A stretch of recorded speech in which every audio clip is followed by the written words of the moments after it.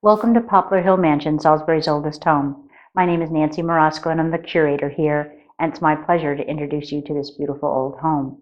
The house was originally constructed in 1795 by Major Levin Handy from the Handys from Pemberton's Goodwill. He never moved in after dying from gout when the house was just barely framed. The foundation laid in 1795 by slaves with bricks from Pemberton as well. The house laid empty for a few years, and then very happily, Dr. Huston finished the house and moved his family here. It's very typical for a federal-style home, meaning that from the outside, everything is perfectly symmetrical, right to left and top to bottom. The house is 4.5 stories. You're actually on the second story now because the basement, an English basement, is partially above ground. This is the center hall, which was actually used as a regular room. The front door and the back door are across from each other, and this is the original air conditioning. In this room, they used mostly for entertaining. There would have been a piano forte, as you'll see later upstairs, and certainly this would be music and dancing in this room. In 1795, George Washington was president. He wrote to one of his best confidants, Ben Franklin, asking what would be the best representation of this fine new country that the colonies were becoming. Ben writes back immediately and says it needs to be the wild turkey. The wild turkey greeted everyone from Massachusetts down to Jamestown and is a perfect example of what was found here. George writes back and says, "Oh, my dear friend, Ben, this is not a good idea because what kind of a dumb bird is that? Because it doesn't even fly." So now we have the American eagle as our symbol, the bald eagle for the United States. The hall also has a portrait of General Winder, who was the governor of Maryland in 1812. And Mr. Winder is a direct relative to the Handys, which are so important to the history not only of Poplar Hill Mansion, but also of the county that we live in.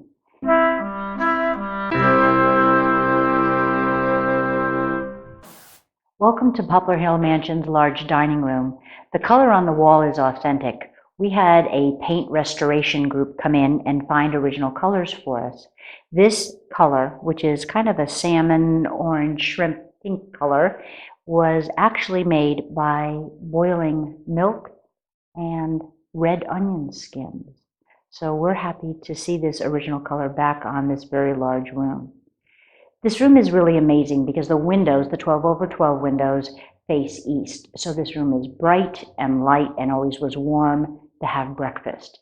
Breakfast would have been served on this table or a table similar to this without a tablecloth. Tablecloths were used to put over the food after you ate your meal to keep the flies off.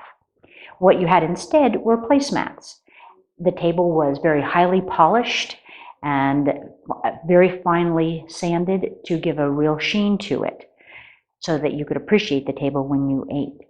Now, if you had been a friend of Dr. Huston's or a family member to come visit for several weeks, there would be a time when Mrs. Huston would finally think it was time for your guests to leave, and rather than asking, because that would have been very inappropriate to do so, what she would do instead would be to ask her servants at night to take the table and flip it over so that the bottom side was now on the top side. When your guests came down in the morning, they could see that the tabletop was no longer as highly polished. This is the expression, the tables have turned. No one said a word, and you knew instantly that you had outstayed your welcome. You went upstairs, packed, arranged for your coachman to get your coach ready, and you left as soon as possible. We have a very lovely silver service here. It is a Jenkins & Jenkins brand, which is as important to the Baltimore area as Paul Revere was to Boston. It has 6 pieces plus a tray, and what is most unusual is the waste bowl. We don't have this any longer in our silver services, but we appreciate the fact that rather than adding hot coffee to your coffee or hot tea to your cup of tea, whatever was left in your cup was dumped into a waste bowl, and then you receive a fresh hot beverage. Behind me is a beautiful antique Asian screen, and this was done very similarly to how you did as a child, colored a piece of paper, and then your art teacher would have painted over with black tempera paint, and then you took a popsicle stick and scratched in a design. This is how this lacquerware was done at this point, where the bottom layer was the very lightest color and it got progressively darker as it came to the top, which was the black. It was really a sign of wealth and stature to have an Asian piece, as it was called, to have in your downstairs living area.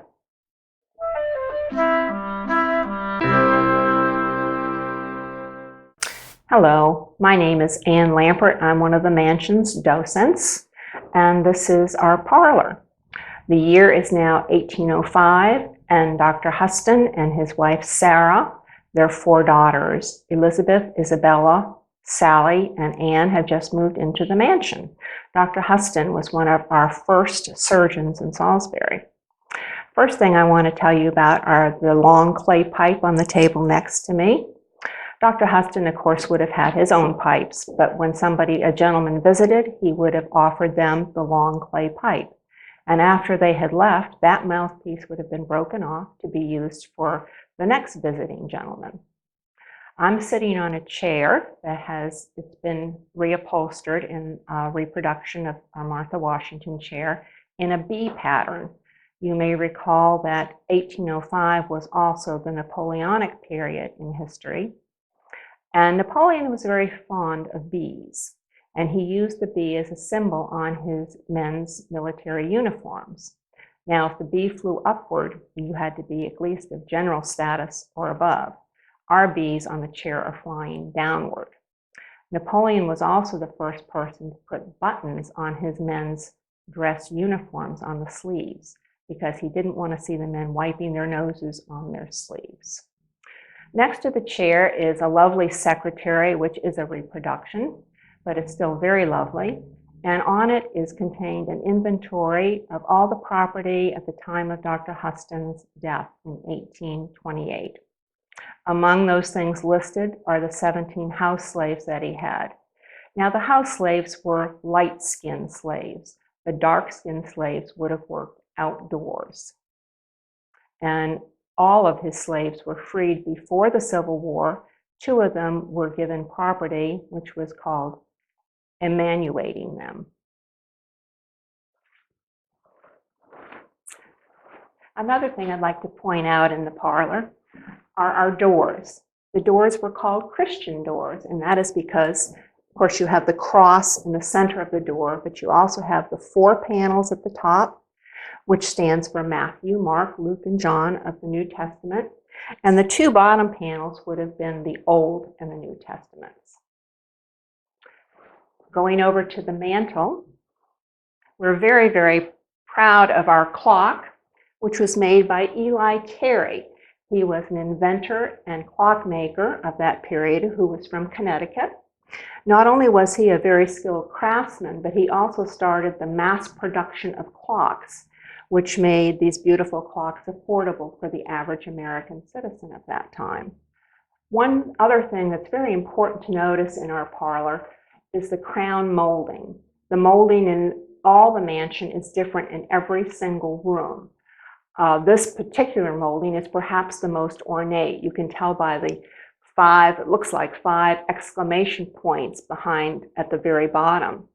And they were made of wood, not plaster. They were all hand carved by an artisan who would have come to live in the mansion while he was doing all this work, which would have been, of course, at least over a year in the making. And it's very beautiful. The connecting room between the parlor and the small dining room is important to mention because this is where 2 slaves would have stood with the doors closed to be at the beck and call of their mistress or their master in either room. Of course, the doors were closed for privacy purposes. And you can imagine it would have been dark, cold in the winter, and very hot in the summer months.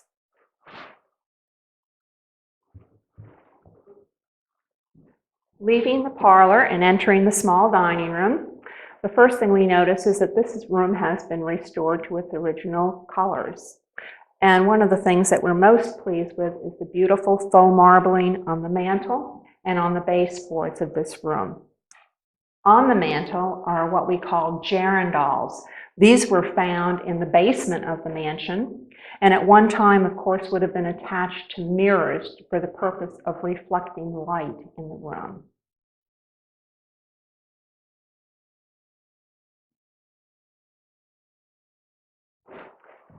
This is a Queen Anne reproduction, this mirror, and of course, again, it would have been used for the purpose of reflecting light in the room. And next to it is our Maryland-made corner cupboard, which is on loan to us from the Maryland Historic Society. Normally, we would have the 2 celery glasses that are on the table in the room in the corner cupboard. Our beautiful tea set on this inlaid sideboard was a gift from one of our friends of the mansion, and very similar in style to the big Jenkins & Jenkins set in the main dining room. Interesting fact that this door is the only door in the mansion that has a covered keyhole. We suspect the reason for this was because Dr. Huston was a surgeon, the first surgeon in Salisbury, and probably performed some surgeries in this room, and did not want his 4 young daughters peeking through the keyhole. It's important to tell you about Bertha Lewis. Bertha Lewis was very fond of this dining room, and she left an endowment to the mansion. Her period in history was 1893 to 1994. Her stipulation was that her portrait had to be displayed in this small dining room, which was her favorite room. She also left us the ribbon-back chairs and also the Chippendale table. These are reproductions. The table is rather unique in that it has pinched corners. On the table, you notice the celery glasses. These were used to stand celery on end and would have been kept in the corner cupboard. Her portrait is standing in front of what we call a cupboard. They were not called closets because closets were considered rooms and therefore taxed. So they are referred to as cupboards.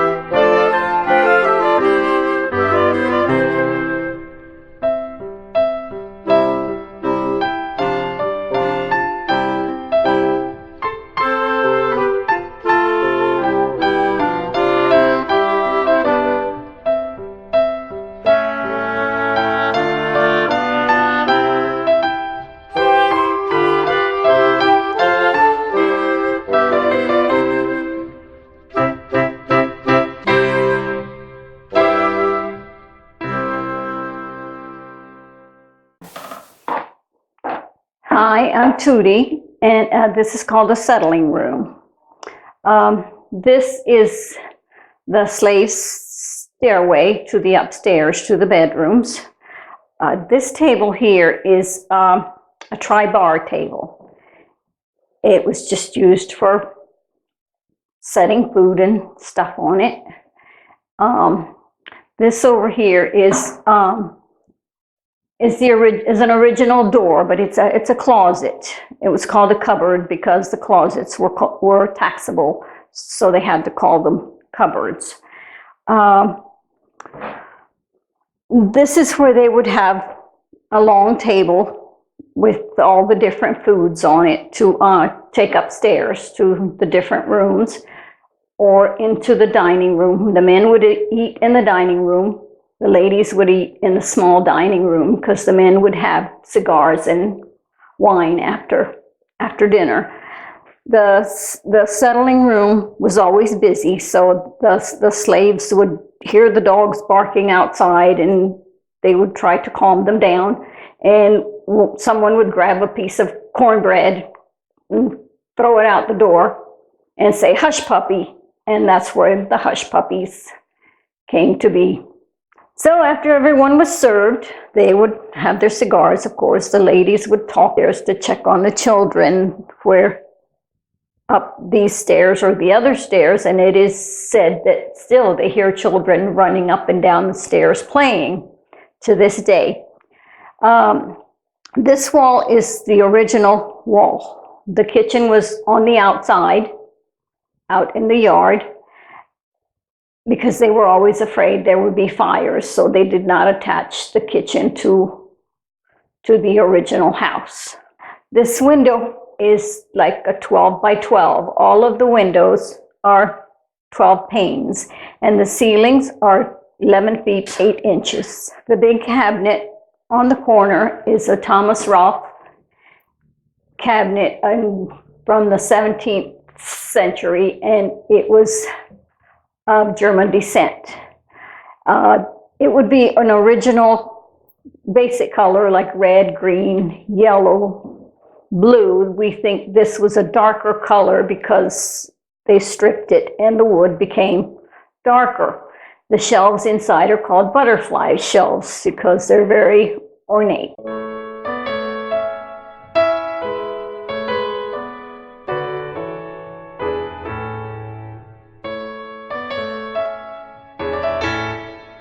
Hello, I'm Alita Davis, and I'd like to take you upstairs in Poplar Hill Mansion so that you can see some of the architectural features of our furnishings here. Right now we're on the landing between the first and second floor, and we have beautiful Palladium windows on the landing here, and as well as upstairs on the second floor landing. These Palladium windows allowed a lot of light to come into the home.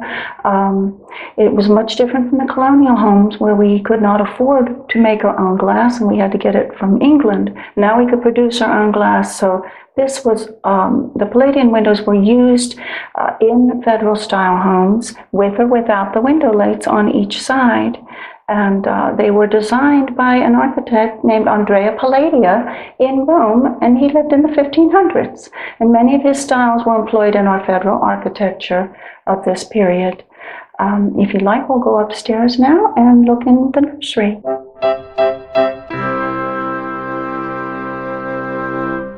We're standing now in the nursery at Poplar Hill Mansion. We know this is the nursery because if you look at the fireplace, comparatively to the rest of the fireplaces, you'll notice that this is small. And the other thing it has are these little carvings on the side known as dog ears. This was a whimsical touch that was often used in children's bedrooms. The fireplace was probably painted a really brilliant color also, as many homes were of this period.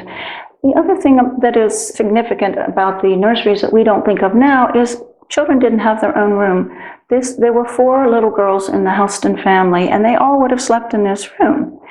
Probably the 3 eldest dead, and the baby until she was about 3 years old in a cradle or in the mother's room. The tragedy that happened in Poplar Hill was with a slave named Sarah, who was a children's nanny. She was standing here working in front of the fireplace one day, and her skirt caught fire, and she eventually died from her burns. They were so terrible. And around the floor, you will notice burn marks, and there is a hole patched with leather, which is now petrified as hard as a piece of wood, where they tried to mend everything and make it look as nice as they could at that time.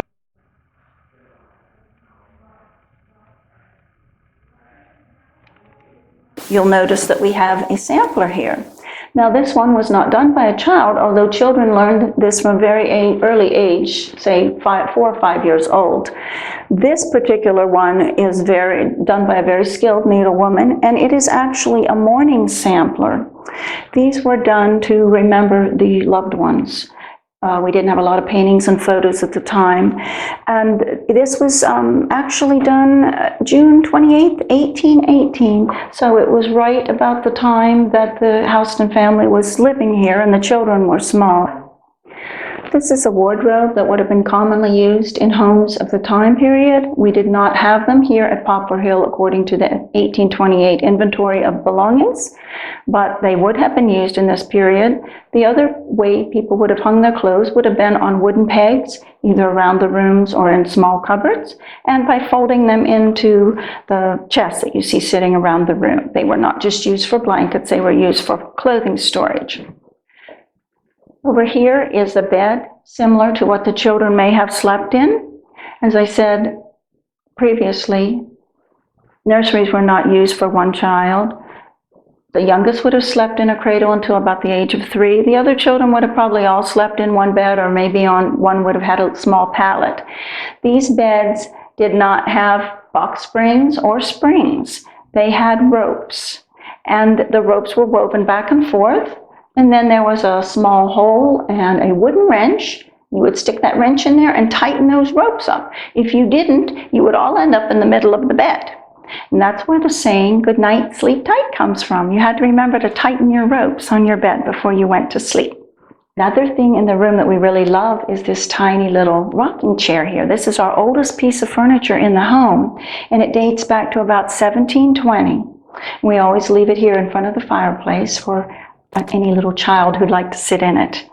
And back in the corner, you'll notice we have a child's high chair, because children were always fed in the nursery until they reached an old enough age where they could behave themselves. They had good manners, and they would sit quietly throughout the meal, which were often quite long at that time. Now, if you'd like, we'll go out in the hall and look at our painting collection. Claire Gumby.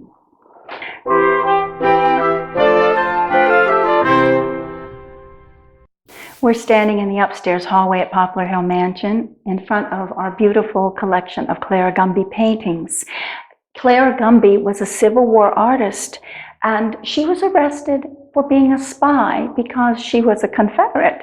And at that time, the North and South was divided. Of course, Maryland was divided, and many families had soldiers fighting on both sides. Well, Clara Gumby got engaged and went downtown to invite her friends to be bridesmaids. And when she got downtown, she saw the whole town of Salisbury flooded with Union soldiers. Flags were hanging everywhere over the doors in the streets. And she got rather disrespectful about the American flag. And in retaliation, the soldiers hung flags over her doors so that when she went into her home, she'd have to walk under the flag. Clara Gumby refused to do so and crawl in her window instead, so she didn't have to walk under the flag. And as a result, she was arrested for treason. Clara Gumby could have been allowed to go home. She was imprisoned in Baltimore for 2 weeks, and all she had to do was say that she was going to respect the Union and that they were the federal government was the government of the country, not Jefferson Davis. And her fiance begged her to please just do this so you can get out. And she refused, saying, "Not I, death before submission." And as a result, she was imprisoned in Fortress Monroe. While she was there, she met a spy for Jefferson Davis, and when they traded her for a Union soldier, she promptly went to Jefferson Davis and continued to work as a spy throughout the rest of the Civil War. So she was quite a notorious woman. When she finally was released and the Civil War was over, she continued her career studying painting that she had begun as a child, and she was well known in Baltimore and New York as an artist. These are 7 of her paintings. We have the largest collection that anybody knows of. This child here at the top is her little sister Annie, who died when she was 16, and her mother, Charlotte Gumby. Yes, sorry. This little girl here is a girl representing poverty, selling flowers. The wall is coming apart here. Poor dress. Remember, this is a romantic period, so we went back to history, stories and things from the past to in our paintings. This painting here is one that she painted when she was out of prison. She said that when she was in prison, that when she looked out of the window, she did not see military ships. She saw a beautiful regatta. So when she came home, she painted what she saw in her mind's eye. And this painting here, none of these are titled, by the way. She didn't sign even a lot of her works, but these came from the family, so we know they are hers. This little girl is sitting in a window with bars feeding the birds. Clara said when she was in prison, she often fed the birds crumbs when she had them. But of course, the significance is here's beautiful youth behind bars, and the tiny little bird is free to go where they want. Above, this is my favorite painting. This woman is in neoclassic dress, Roman toga. This type of clothing was worn right about late 1700s and 1800s when this home was built for a very short period of time.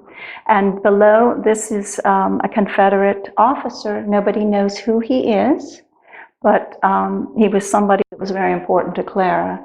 And we treasure all of our paintings and hope that you come upstairs to see them when you visit Poplar Hill. Under our Clara Gumby paintings, up here on the second floor, we have a beautiful pianoforte that is in dire need of repair, but it's so gorgeous. We love this. This pianoforte is made to look like a clavichord, and this is actually a clavichord style case, but that was popular at this period of time. It is still a pianoforte. On this, you will notice this is the federal style legs that are on this. This gold is not gilding. This is actually brass, pressed brass that's wrapped around the legs. And this inside, it's got the maker. I can't remember his name. It's got the maker. Let's see if I walk around here for just a minute. Joshua Thurston from Clementi and Company. Clementi was a composer, and he also, a lot of composers at that time got into the pianoforte business. So he had died prior to the 1820s, and this company here, the Joshua Thurston, that made the pianofortes used his name. But this was probably made around 1828 to 1830. We're not too sure on the date, but it's quite beautiful, the carving and the painting and the script on the board above the keyboard. And as I said, it does not work now, but we are hoping to get a grant to have this fixed so that we'll be able to play it one day. Pictures. On the pianoforte, this picture here is a picture of a house where Clara Gumby was born in Forktown, which is now called Fruitland. This house still stands, and it's actually for sale right now. It was built in about 1841, and we happened to find out it still is in existence and went and took a picture so that we would have this. It's changed a little since Clara lived there, but it is still her original family home that her father built. And this child here that we've had in our collection, we did not know who she was. We just found out that she's actually a relative of Clara Gumby. This was Clara's husband John's brother Jane's daughter. So this is our little girl that we finally found out. It was actually a Huffington and Huffington Waller, and related to Clara, and also related to the last family who lived in this house, the Waller family. So she has quite a connection to both our paintings and our families who lived here.